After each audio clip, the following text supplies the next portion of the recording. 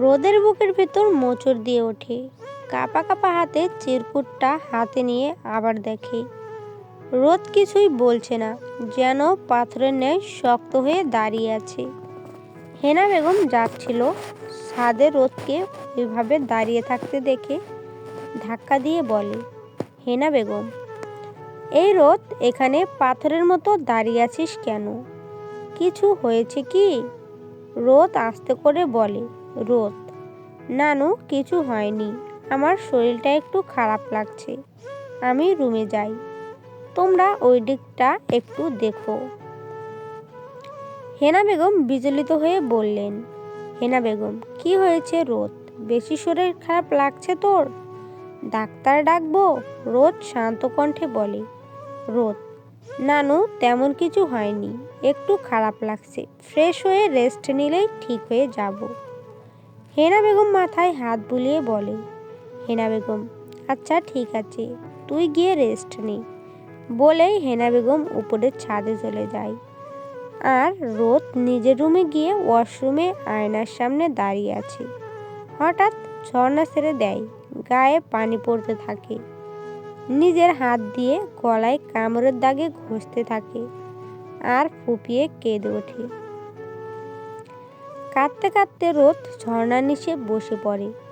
এইদিকে ছাদে নিলয় নীলাকে দেখলেই মুখ লুকাচ্ছে, আর নীলা হেসে গুটি গুটি হচ্ছে।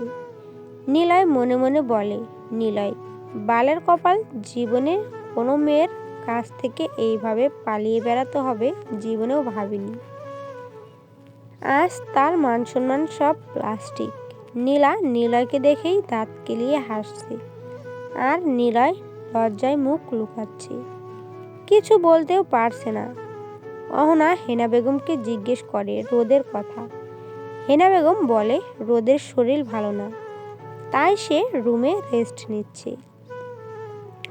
অয়ন সে কথা শুনে আর ভাবতে থাকে, রোদকে তো কিছুক্ষণ আগে দেখলাম ঠিকঠাক তো ছিল, হঠাৎ কি হলো? সারা রাত রোদ রুম থেকে বের হয়নি, অস্থিরতা তাকে সব দিক দিয়ে ঘিরে ধরেছে। রাতে শুভ্র বাসায় ছিল না, শেষ রাতের দিকে বাসায় আসছে। কোথায় ছিল কারোর জানা নেই। আজকে নীরার বিয়ে, পুরো বাড়ি রাজকীয়ভাবে সাজানো হয়েছে। নীরা বউ সেজে স্টেজে বসে আছে, পাশে তার হাজবেন্ড নীরব, একজন ডক্টর। দেখতে মাশাআল্লাহ দুইজনকে খুব সুন্দর লাগছে। কবুল বলে বিয়ে সম্পূর্ণ হয়, খাওয়া দাওয়া করে আসে বিদায়ের বেলা। এমন সময়টা প্রতিটা মেয়েরই জন্য কষ্টকর। নীরা অনেকটা কান্না করে, সবাইকে জড়িয়ে ধরে। রোদের মাথায় হাত দিয়ে বলে, সাবধানে থাকিস বনু। রোদও অনেক কাঁদে, এই বাড়ির মানুষ যতই খারাপ ব্যবহার করুক না কেন, নীরা তাকে নিজের বোনের মতোই ভালোবাসছে। নীরাকে বিদায় দিয়ে সবাই বাড়ির ভেতরে চলে আসে। রোদের কাঁদতে কাঁদতে চোখ মুখ ফুলে আছে। রোদের দিকে কেমন করে যেন তাকিয়ে আছে অয়ন। শুভ্রের আগের রাগটা যেন ধপধপ করে আরো কয়েক গুণ বেড়ে যায়। রাগে চোখে তাকিয়ে আছে ওদের দিকে। শুভ্র রাগে চল শক্ত করে আছে, ইচ্ছে করছে এই মেয়েকে ঠাটিয়ে চড় মারতে। বাড়ির মেহমানরা অনেকেই চলে গেছে, অল্প কয়েকজন আছে হয়তো। রোদ কিচেন থেকে সবার জন্য পানি আনে। হেনা বেগমকে পানি দিতে গিয়ে সেটা শুভ্রের গায়ে পড়ে যায়। শুভ্র হেনা বেগমের পাশেই বসেছিল। শুভ্র যেন সুযোগ খুঁজছিল এই মেয়েকে শায়েস্তা করার, আর সেটা পেয়েও গেল। রাগের চল শক্ত করে উঠে দাঁড়িয়ে পরপর ঠাস ঠাস দুটো থাপ্পড় মারে। আরাফ চৌধুরী সেখানেই ছিল।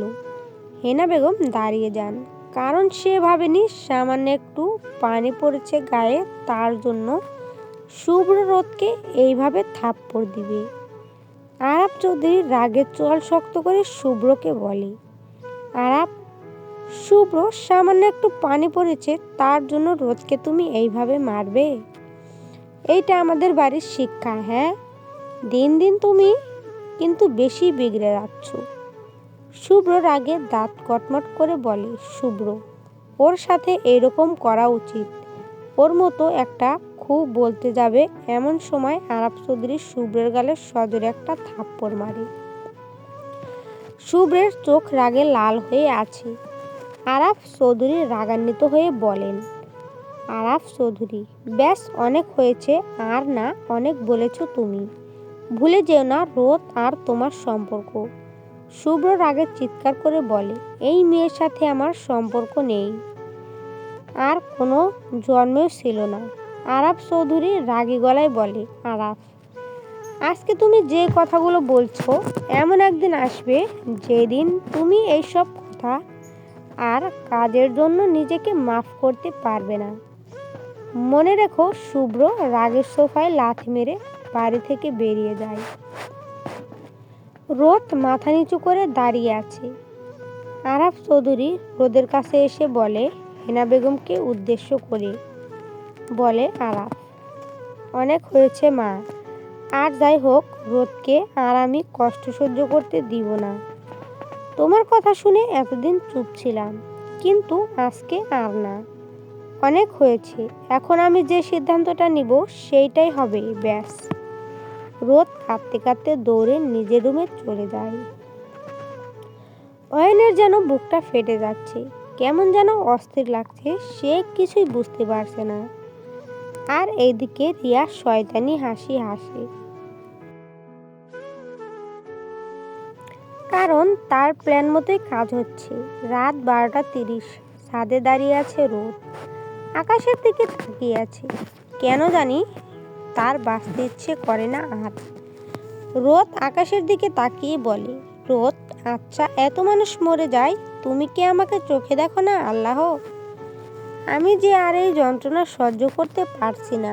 রোদ কাঁদতে কাঁদতে ফ্লোরে বসে পড়ে। এমন সময় পেছন থেকে কেউ হাত রাখে রোদের কাঁধে। রোদ পেছন ফিরে তাকিয়ে দেখে অয়ন দাঁড়িয়ে আছে। রোদ কাঁদতে কাঁদতে অয়নকে জড়িয়ে ধরে কান্না মিশ্রিত কণ্ঠে বলে, রোদ, অয়ন ভাই, আমি আর এই যন্ত্রণা সহ্য করতে পারছি না, প্লিজ আপনি আমাকে মেরে ফেলুন, তাহলে আর কারো জীবনে ঝামেলা হয়ে বাঁচতে হবে না। অয়নের বুকটা ফেটে যেন ধকধক করে ওঠে। রোদের কান্নার শব্দ যেন তার বুকে তীরের মতো আঘাত করছে। অয়ন রোদের মাথায় হাত বুলিয়ে বলে, অয়ন, রোদ কান্না থামাও, তোমার চোখের পানি আমার সহ্য হয় না রোদ, প্লিজ। রোদের অয়নের কথা কানে আসতেই হুঁশ আসে। কান্না করতে করতে কি করে ফেলেছে। রোদ আস্তে করে অয়নকে বলে, অয়ন ভাই সরি। অয়ন, সরি বলতে হবে না রোদ, আর এইভাবে কান্না করো না প্লিজ। মাথা নাড়িয়ে হ্যাঁ বলে রোদ। তারপর কিছু না বলেই চলে আসে ছাদ থেকে। রুমে এসে ঘুমিয়ে পড়ে। সকাল সকাল ঘুম থেকে উঠে রোদ নামাজ পড়ে রান্নাঘরের দিকে যেতে থাকে রোদ। এইদিকে শুভ্র সারাদিন বাসায় আসেনি। সকাল সকাল বাসায় ঢুকছে রোদ, সিঁড়ি দিয়ে নামছে। পিঙ্ক কালারের একটা সুতি থ্রি পিস পরা, ওড়না আড়াই পেঁচ দেওয়া, চেহারায় যেন জল জল করছে। শুভ্র নিজের ধ্যান ভাঙতে রাগের চল শক্ত করে ফেলে।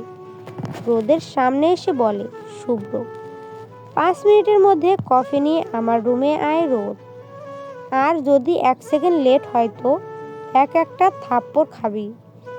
ফার্স্ট রোদ ভয়ে কেঁপে ওঠে। এখন আবারও রুমে রাখছে কেন? আবার না গেলেও বিপদ। রোদ তাড়াতাড়ি কফি বানিয়ে শুভ্রের রুমে যায়। রুমে গিয়ে দেখে শুভ্র রুমে নেই। ওয়াশরুম থেকে পানির শব্দ আসছে, ফ্রেশ হচ্ছে মনে হয়। তোয়ালে দিয়ে মুখ মুছতে মুছতে বেডরুমে বের হয় ওয়াশরুম থেকে। রোদ মাথা নিচু করে আছে। শুভ্র ভেবে পায় না এই মেয়ে তার সামনে আসলেই মুখে তালা দিয়ে রাখে। রোদ টেবিলে কফি রেখে যেতে যাবে এমন সময় শুভ্র রোদকে ডাকে। রোদের পা থেমে যায়। শুভ্র বলে, শুভ্র। রোদ দাঁড়া। রোদ শুভ্রের কথা শুনে পিছন ফিরে তাকায়, কিন্তু মুখে কিছুই বলে না। শুভ্র যেন রাগটা আবার বেড়ে যায়। আজ এতদিন হলো আসছে, কিন্তু এই মেয়ে তার সামনে একটা কথাও বলেনি। তার সামনে আসলেই বোবা হয়ে যায়। শুভ্র আবার রোদের নাম ধরে ডাকে, কিন্তু রোদ মুখ দিয়ে কোনো শব্দ বের হয় না। রাগে যেন শুভ্রের শরীর জ্বলছে। রোদের হাত ধরে টেনে নিজের কাছে এনে মুখ চেপে ধরে বলে, শুভ্র, এত তেজ না, আমার সামনে আসলেই মুখে তালা লাগিয়ে রাখিস। আর অন্য কারোর সাথে তো ঠিকই হাসতে পারিস না। রোদের চোখ দিয়ে ব্যথায় পানি গড়িয়ে পড়ছে। শুভ্র ধাক্কা দিয়ে দূরে সরিয়ে দিয়ে বলে, শুভ্র, দূরে যা আমার কাছ থেকে। রোদ চোখে প্রাণী নিয়ে বেরিয়ে যায় রুম থেকে। সকাল 10:30, ড্রয়িং রুমে বসেছিল সবাই। এমন সময় আরাফ চৌধুরী বলে ওঠে, আরাফ, সবার সাথে একটা জরুরি কথা বলার ছিল। হেনা বেগম বলেন, কি বলবি, জরুরি কথা বল। আরাফ চৌধুরী সবার উদ্দেশ্যে বলে, আরাফ, আমি রোদের বিয়ে ঠিক করেছি আমার বিজনেস পার্টনারের ছেলের সাথে। ছেলে একজন সিআইডি অফিসার, অনেক ভালো ছেলে। আর কালকেই রোদকে তারা দেখতে আসছে। হেনা বেগম বসা থেকে উঠে দাঁড়ায়, তারপর বলে, কি বলছিস তুই আরাফ? তুইও কি শুভ্রের মতো পাগল হয়ে গেলি নাকি? আরাফ চৌধুরী রাগী গলায় বলে, আরাফ, আমি ঠিকই আছি মা, আর আমার কথা নড়চড় হবে না। আর এতদিন তুমি যা বলেছো শুনেছি, কিন্তু আর না। আমি তোমাদের কারোর মতামত জানতে চাইনি। আমি আমার মতামত জানালাম। আর আমি জানি রোদ মা আমার কথার অবাধ্য হবে না। রোদের বিয়ের কথা শুনে যেন বুকের ভেতর ধক করে ওঠে। চোখে পানি টলমল করছে। মাথা নিচু করে কান্না আটকানোর চেষ্টা করছে। সিঁড়ি দিয়ে নামছিল শুভ্র। হেনা খান শুভ্রকে দেখে শুভ্রের কাছে যায়, তারপর বলে, চলবে? নেক্সট পার্টের জন্য কমেন্ট করবেন সবাই প্লিজ।